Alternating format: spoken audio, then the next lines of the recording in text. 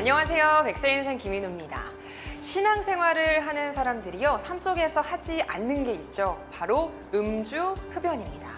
근데 이제 막 신앙생활을 시작하신 분들에게는 금주, 금연이 너무 어려운 거예요. 그래서 이것 때문에 신앙생활을 포기해야 하나라고 생각하시는 분들도 계신데요. 근데 신앙 문제는 차치하더라도 건강을 생각해서 술과 담배는 좀 멀리 하시는 게 좋다는 거 다들 알고 계시죠? 그래서 오늘은 이와 관련된 강연을 준비해봤습니다. 먼저 강사님 모시겠습니다. 황희진 교수님 어서 오십시오. 안녕하세요, 교수님. 네. 교수님, 오늘 강연 주제가 흥미롭습니다. CTS가 기독교 방송인데 이 음주에 대해서는 잘 다루지가 않아요, 의외로. 예. 근데 오늘 구체적으로 어떤 강연 준비하셨다고요? 예, 술에 대해서는 사실 되게 관대한 편입니다, 우리나라가. 술 먹고 한 실수들도 좀 많이 봐주고 이런 게 문제인데 한두 잔이야 괜찮지 않겠어라고 생각하시는 네. 분들이 있는데 거기에 대한 잘못된 생각들을 제가 확실히 바꿔드리겠습니다. 알겠습니다. 그럼 교수님 강연 바로 청해 듣겠습니다.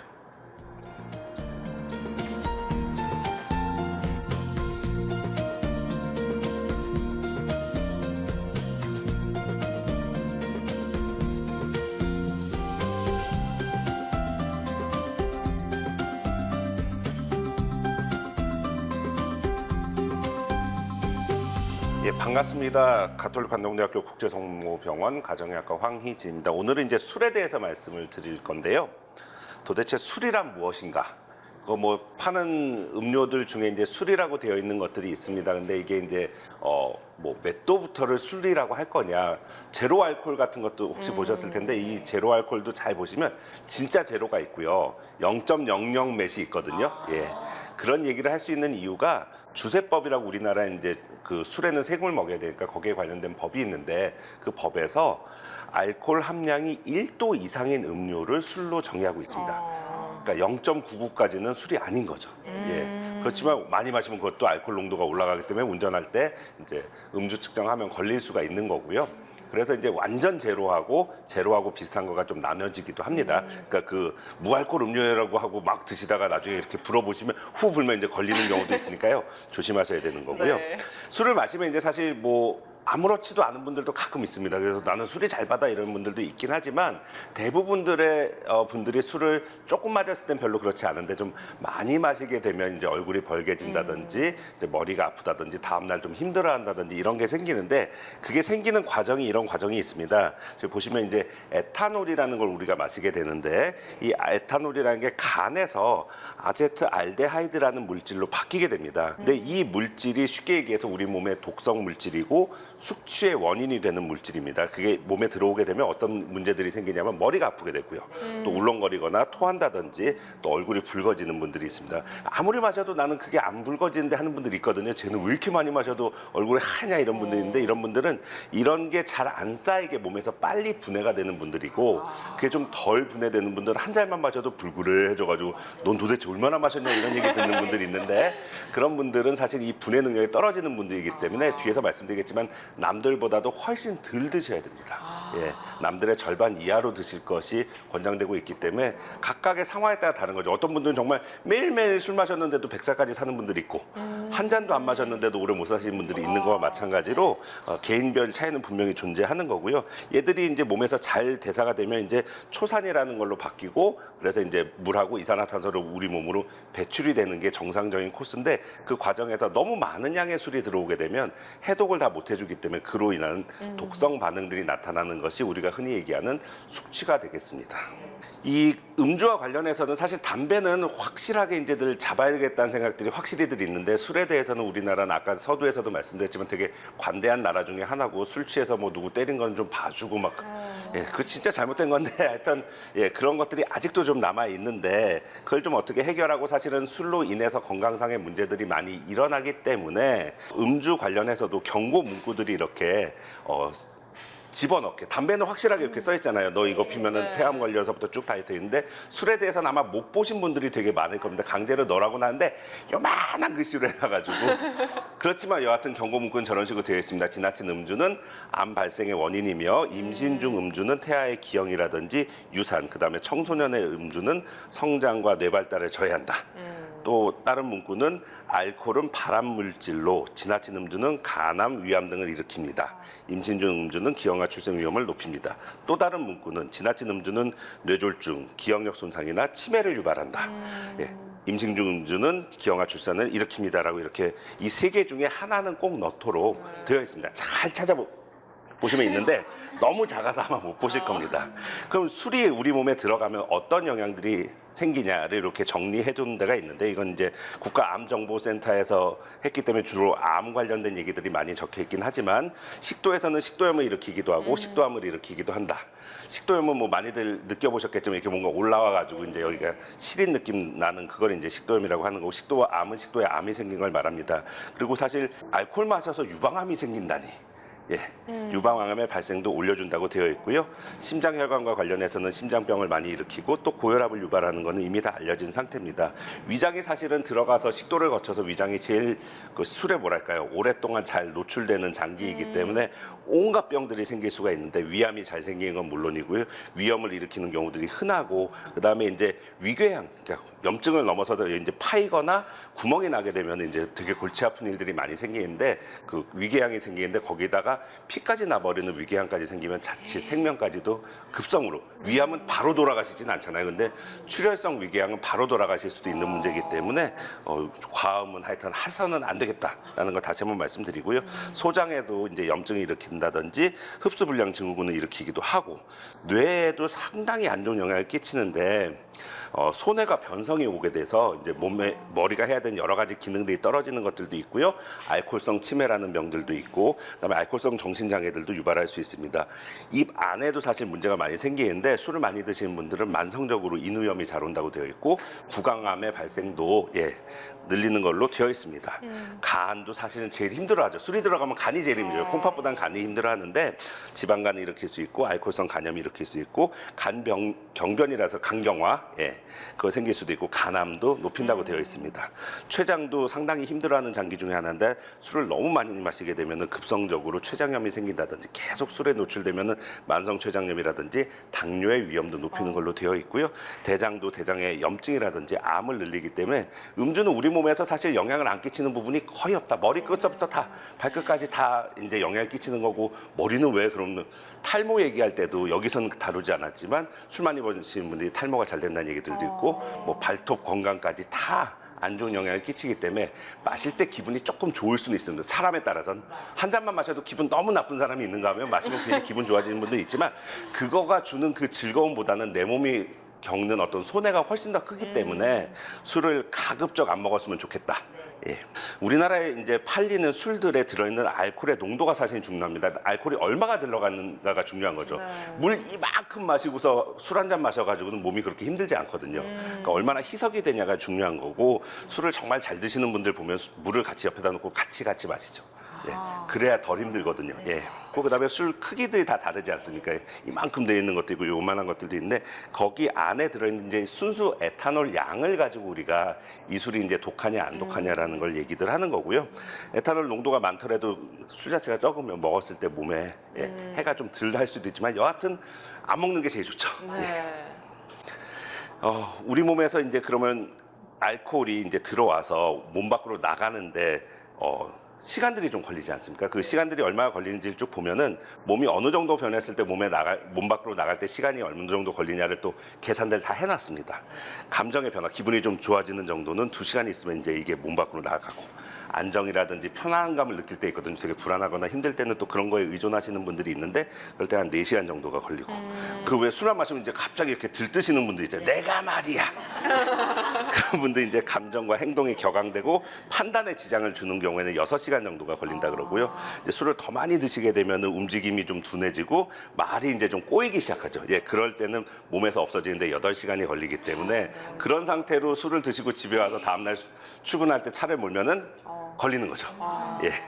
그다음에 이제 뭐 명백하게 완전히 뭐 누가 봐도 이거는 고주망태가 됐다라고 하는 그 정도일 때는 10시간 이상이 걸리기 때문에 그 정도 상태에서는 절대 운전대를 잡아서는 안 되는 것이고 시간이 지나더라도 한참 있다가 다음날 아침에 운전하는 건 절대 해서는 안 되겠다라고 다시 한번 강조드리겠습니다.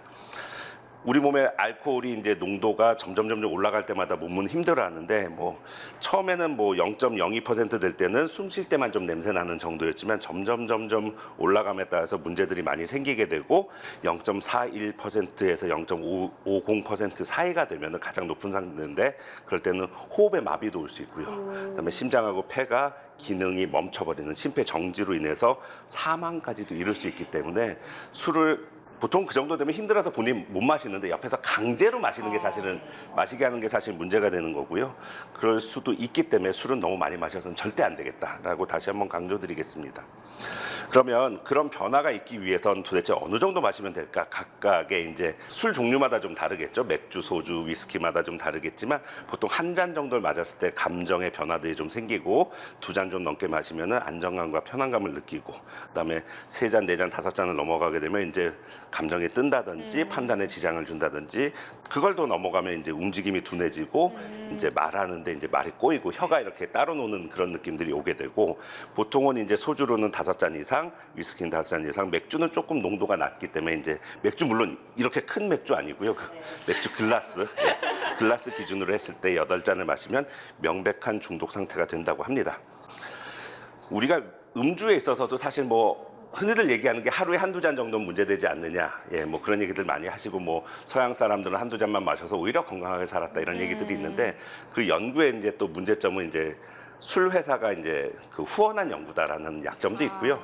그다음에 우리나라에 실제 적용하기가 상당히 어려운 이유는 저도 대한민국 아저씨 중에 하나지만 대한민국 아저씨들 모임 중에 야 우리도 서양 애들처럼 1-2잔만 마시고 집에 가자 이런 모임은 아직까지 본 적이 없습니다. 예. 그게 이제 우리나라의 가장 문제죠. 그래서 이제 WHO 세계보건기구에서는 고위험 음주라 그래서 이렇게 마시는 건 위험하다라고 아예 딱 정해놨는데요. 한 번 먹을 때 남자 같은 경우 7잔 이상, 여자 같은 경우는 5잔 이상을 일주일에 한 번까지는 봐주는데 2번 이상을 먹는 사람들을 고위험 음주라고 우리가 얘기를 하고 있고요. 미국 국립보건원에서는 알코올 남용과 관련해서 이제 폭음이라고 하는 거는 2시간 동안에 5잔을 마신다든지 남자 같은 경우, 여자들 같은 경우는 2시간 동안 4잔을 마신다든지 이렇게 되면 이제 폭음이라고 얘기하고 그게 한 달에 2번 이상 있는 사람은 폭음이다라고 분명히 얘기를 하고 있습니다.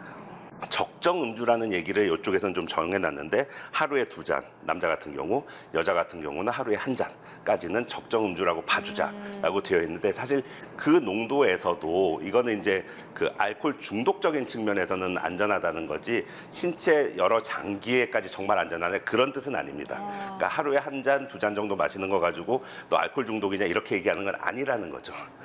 고위험 음주인 사람들의 비율을 계속 우리나라에서는 조사를 하고 있거든요. 그러면 보시는 바와 같이 이제 남자 같은 경우는 한 20%, 2019년도에는 18.6%까지 떨어졌고요. 여자분들 같은 경우는 전체 술 마시는 분들 중에 한 5%, 6% 정도가 이제 고위험 음주에 속하기 때문에 이분들은 궁극적으로는 알코올에 의한 어떤 장애들도 생길 수 있지만 장기들마다 머리서부터 발끝까지 다 손해를 입을 수가 있는 분들이기 때문에 주변에 그런 분들이 있으면은 꼭 이제 술을 끊는 어떤 치료, 어떤 모임에 나간다든지 이런 식으로 해서 술을 끊을 수 있는 방법들을 추구해야 됩니다.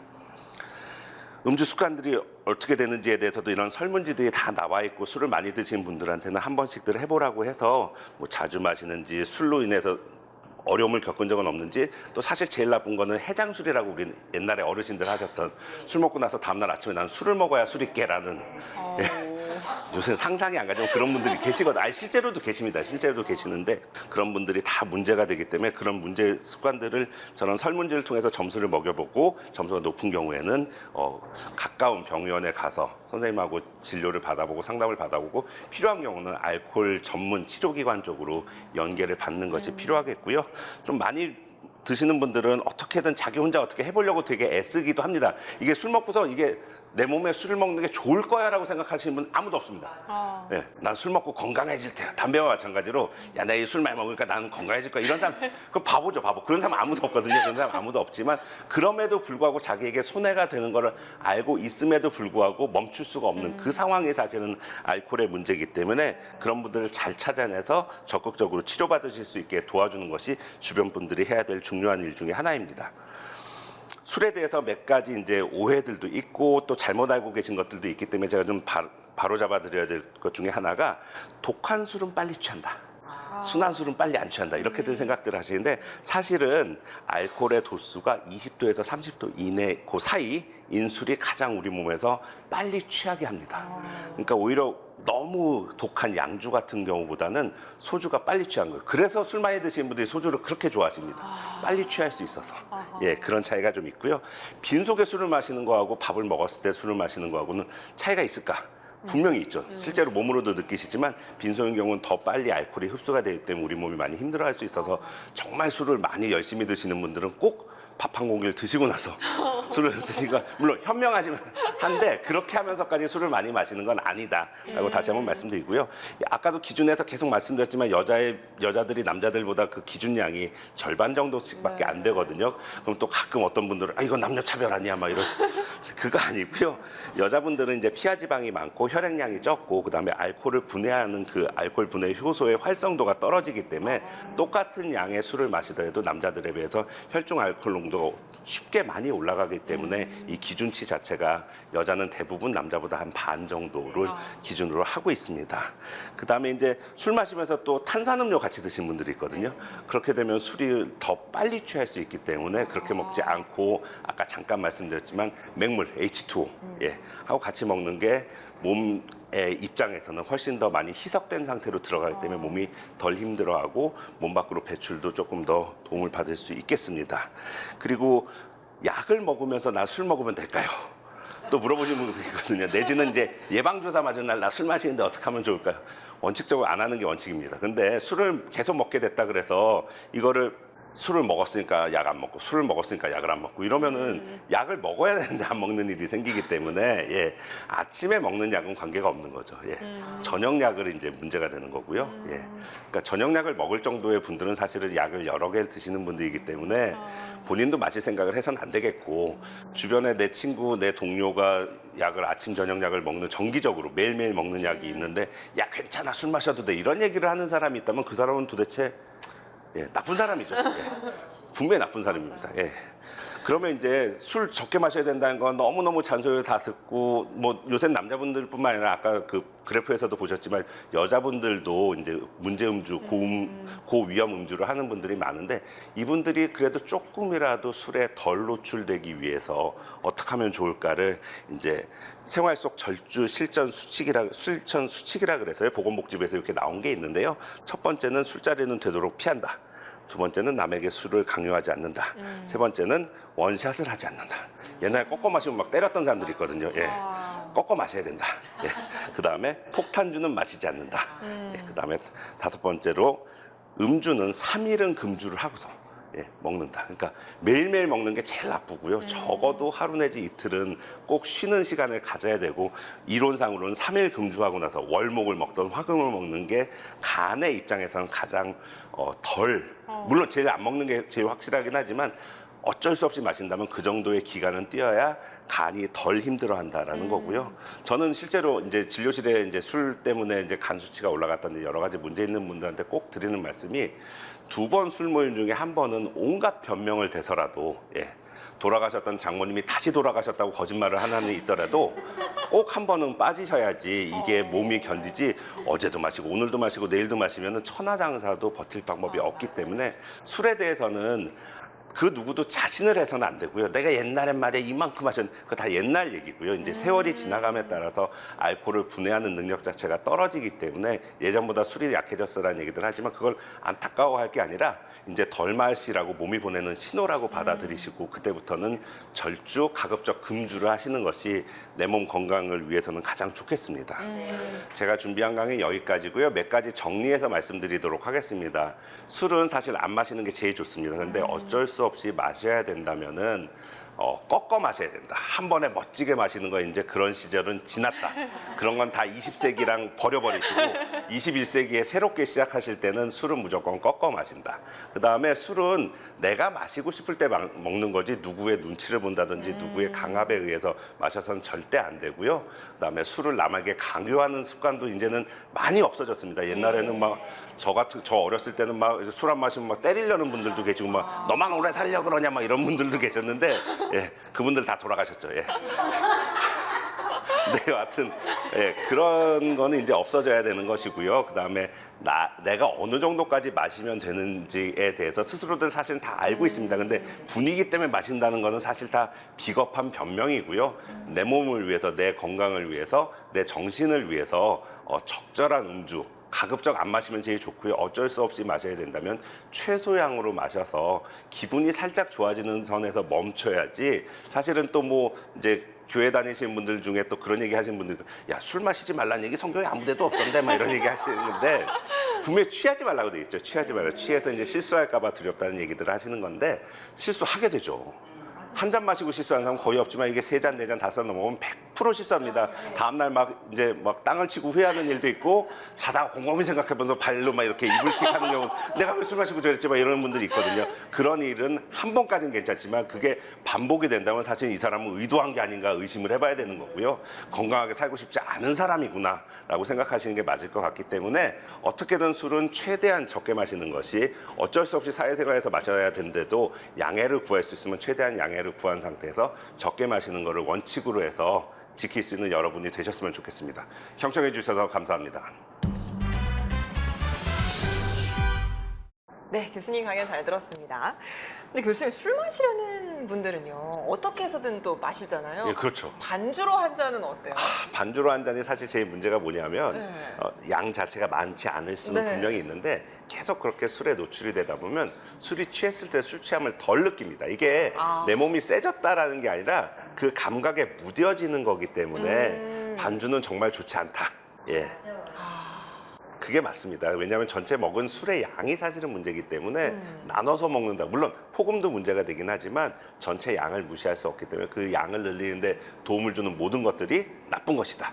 이렇게 정리할 수 있겠습니다. 교수님, 하나 더요. 요즘에 코로나로 혼술 하시는 분들이 많으시다는데, 예. 혼술은 좀 어때요? 혼술도 나쁘죠. 사실은 왜냐하면 옆에서 누구랑 얘기를 하면서 먹으면 사람이 천천히 먹게 돼 있는데 이게 이제 혼자 마시다 보면 계속 마시게 되고 내가 도대체 어디까지 마셨는지도 모르게 되고, 또 하나는 이게 집에 갈 걱정을 안 하고 마시잖아요. 집에서 마시니까 그 양 자체가 늘어나는 게 문제고, 사실은 그래서 술 관련된 문제를 덜 생기게 하기 위해서는 배달하는 분들이 사실은 술을 배달하는 것 자체를 막아야 되는 게 맞는데 이게 또 매출에 도움이 된단 말이죠.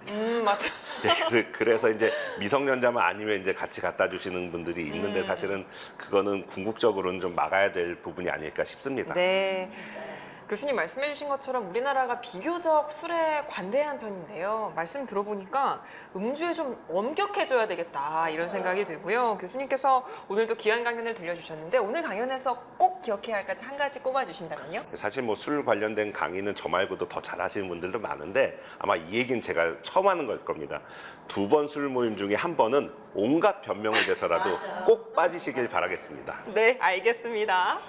교수님 강연 언제나 유쾌하지만 우리가 알아야 할 내용들 꼭 짚어주시는 강의인데요. 다음 주 주제는 뭔가요? 예, 술과 꼭 같이 갈 수밖에 없는 담배에 대해서 말씀드리도록 하겠습니다. 알겠습니다. 다음 강연도 설레는 마음으로 기다리고 있겠습니다. 함께해 주신 백세 인생 가족 여러분 고맙습니다. 오늘도 주님 안에서 승리하는 하루, 건강한 하루 보내시고요. 저는 다음 이 시간에 다시 찾아오겠습니다. 건강한 백세 인생을 위하여!